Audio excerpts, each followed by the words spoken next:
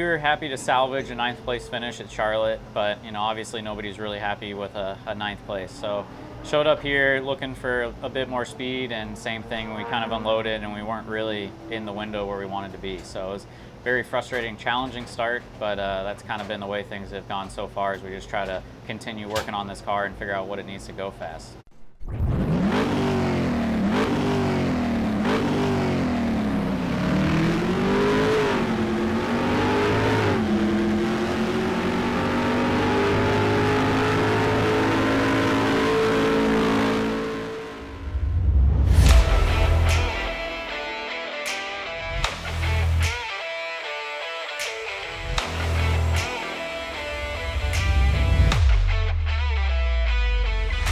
When you first start a job, you're like, I'm going to work at my favorite restaurant. And as you start working there, you're like, you know what, I think I hate this place, and you don't like it anymore. Racing's a lot like that, but once you push through and push past that point of, I don't want to do this anymore, you realize, big picture, there's nothing else on this planet I'd rather do.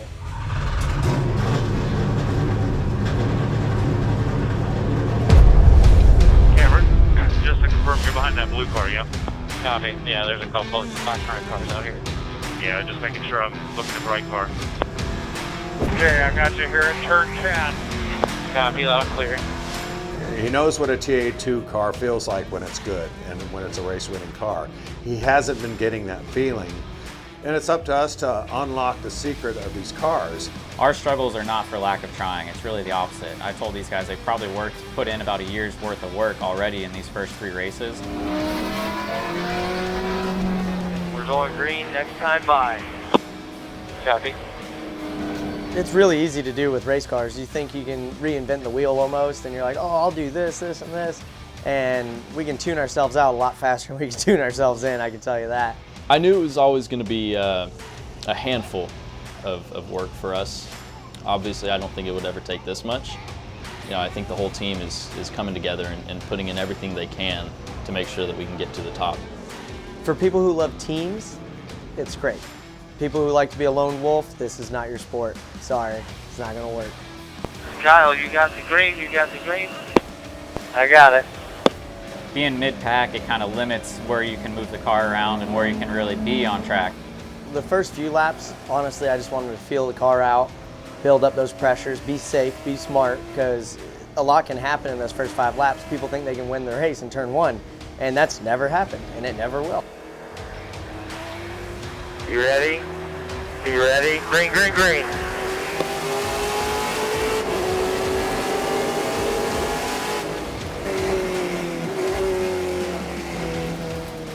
I knew that we had something we could move up, and I've always raced well here at this track, and there's a lot of passing opportunities here. It's a really fun track. I love this place. Still there. Clear. When the race starts, it really doesn't matter, what else has happened the whole weekend. It's kind of a clean slate, racing, it's called racing. You never know what's going to happen. Loose on corner exit now, not injured. Copy, currently P16. After the first session this weekend when we showed up, our team confidence was pretty much 0.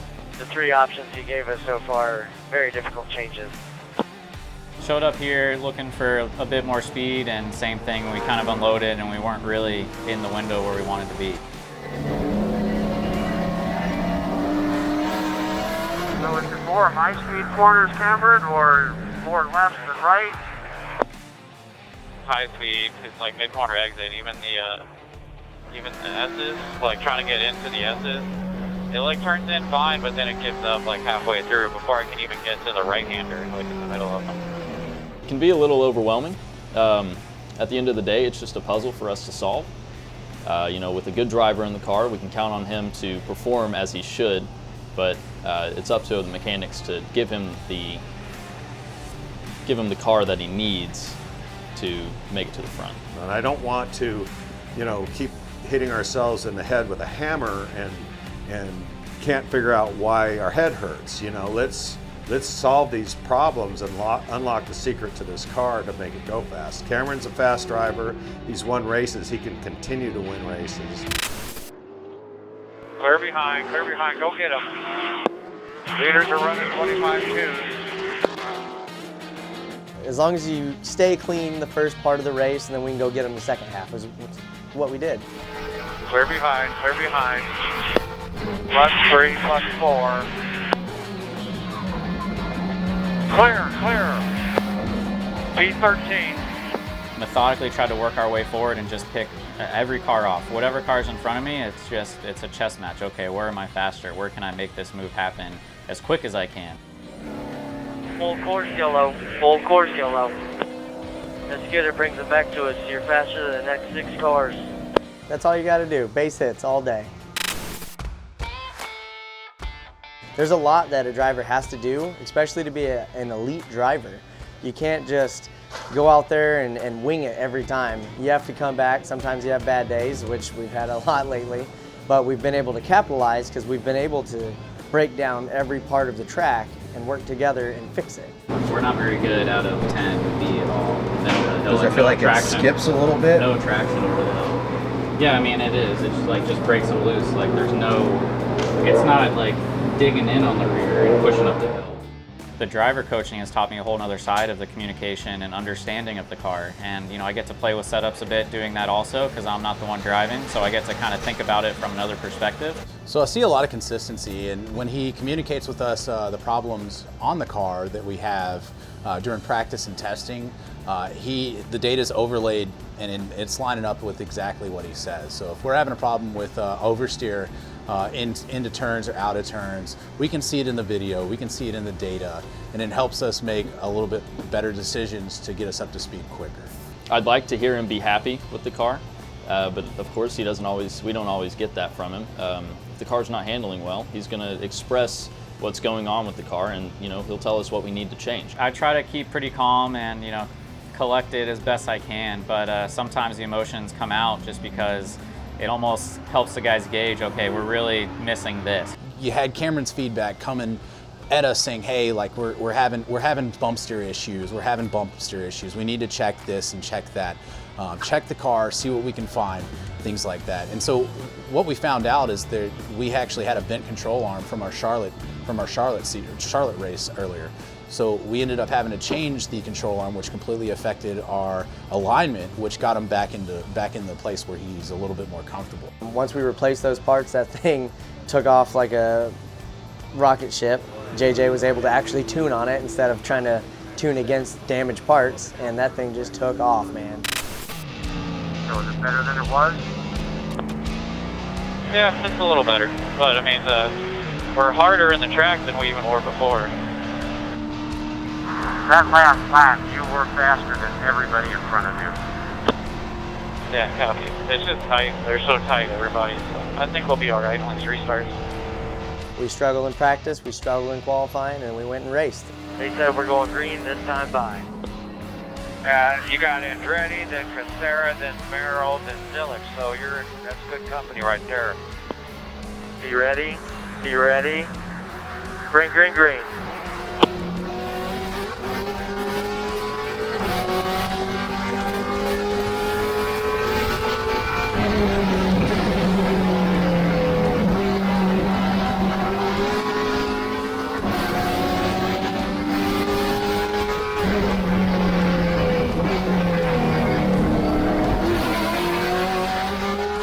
Going through the race, it's racing. Anything can happen. You start seeing Rafa have issues. You start to see some of the other Peterson cars and some other guys in the championship in front of us just have their own issues running their own race. And that's not anything I can control, but then that just gives me more motivation to keep pushing harder, collect as many points as we can, which has kind of been the name of the game, is just consistency.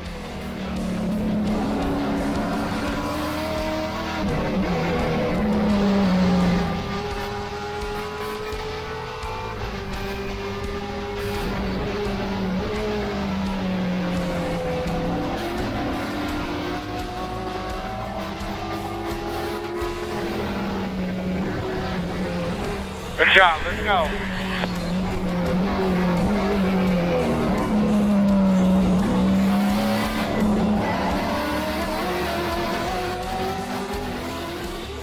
He has racecraft. A lot of these guys, they can't. They have to stop the car, point it, and hopefully the horsepower will pull them through. With him, he can roll the car. If there's tire spin, he can control it with his foot. Like, he can drive these cars. You have 14 to go in the stripe. This is a performance-based industry, and we all know that. Like, you can be replaced just like that. We're chasing setup on this car, trying new things. We're trying to make things work, but it seems maybe we just keep going, not necessarily the wrong direction, but the things we're trying aren't helping us progress. We've got to eventually throw down the hammer and say, okay, this is the line. We need to get back over it. He's a professional race driver. He makes his living doing this. And, you know, we're very frank about things. And I was very frank. It's like, look, you know, if this isn't going the direction that it should be going, you know, I don't want you to damage your career by running with us if we can't get our act together with this car. And he doesn't want to do that. He wants to work on the car and make it better. What is the goal here? What is the purpose? What are we trying to accomplish? You know, and Ken's in the same boat that I am, and it's just good to hear it, you know, and communicate that we're here to build a team, and we know this is a building year. You know, it's especially with the competition. You know, none of these guys. Peterson didn't come out and do it in his first year. Pope didn't come out and win a championship his first year. So it's going to take a little bit of time. Cameron never gives up. He always pushes to the end. And no matter how the finish is at the end of the race, he's going to be very thankful for the opportunity he had and happy to be here with this team. You're P6 right now. Let's go. Luckily, we've been making smart decisions for race time, and Cameron being Cameron, he's such a good racer and a smart racer. He's got a canny ability to stay out of trouble. Full course yellow, full course yellow. Don't let anyone go by you. You're P6, and you're the fastest car on the track. We knew we had to just kind of keep our focus, try to keep the car as clean as we could. It's got a couple little donuts on it, but no big deal. We're going green this time by. Clean them up, get them ready. Green, green, green. Full course yellow, full course yellow. Don't let anyone by. Copy. Oof, that was wild. Hey, P4, nice job. P4, baby. I like it. You know, I had a really good jump. I thought I could have passed 3 or 4 cars just on that restart, and even a couple of the guys that got involved in that accident. I just want you to know, I call it as soon as his hand starts to move down.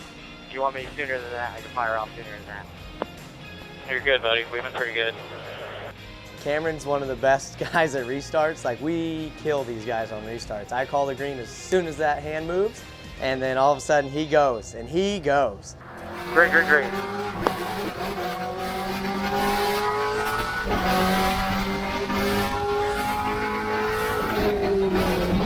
I'm going to stay on these guys to keep pushing and get better, and they're doing the same thing with me. You know, they're almost not too nice. You know, we're each kind of building each other up throughout the weekend. Good job, buddy. That's P4. That's P4. Great job. Way to work. Oof. Thanks, guys. Thanks. That feels good. I'm so glad that paid off for all of us, guys. Thank you. That's not me. That's all you guys worked your asses off. Thank you so much. Plain and simple, Cameron saved us again this week. No, I needed everybody. This team's awesome. I love driving for this team. Thank you. Is my math correct? You're the new point leader. Well, we're actually second in points. The math was wrong on my part, so that's my fault. Sorry, guys. We got to qualify better. That's really what's kicking our butt right now, is those guys are getting extra points during qualifying day, and we're not. So once we step that program up, they better watch out, because we're going to gap the field. Nice job, everybody. Way to fight. There's no one here that's, you know, puts the I in team at all. It's a big team effort. Everybody's, you know, working back and forth between the 2 cars this weekend. I mean, they're working all night long just to give me the best piece of equipment that I can have. So it's just been a big team effort, and there's no one person that's more important than the other.